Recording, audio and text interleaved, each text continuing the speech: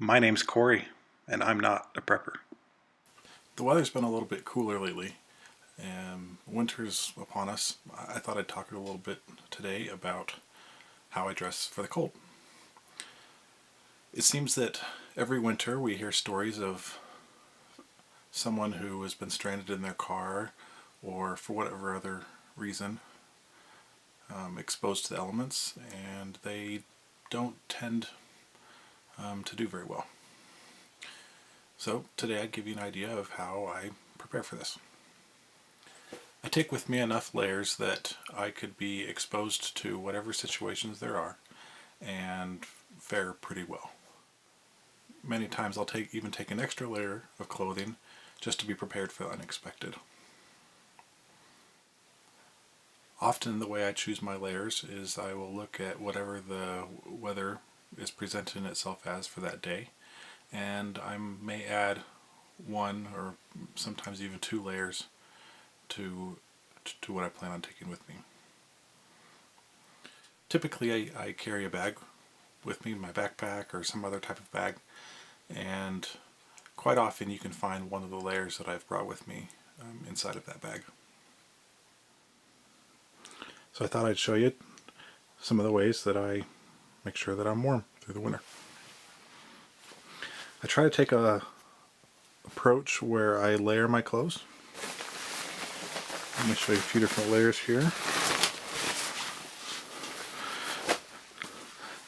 That's my outermost layer that you might see.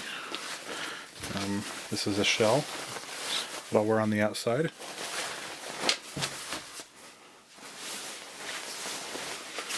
The next inner layer you might see would be this down coat.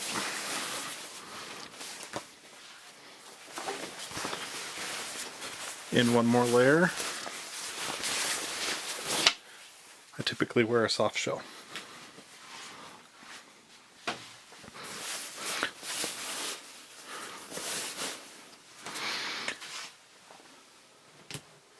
And then a couple other things that I always have with me are my hat and some gloves.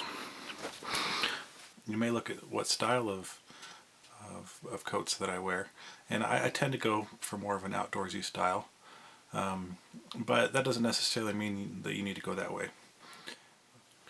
In my day job, I can get away with wearing casual clothes, or the days that I have more important meetings I might be wearing business casual, but this still allows me to wear about whatever coats that I want.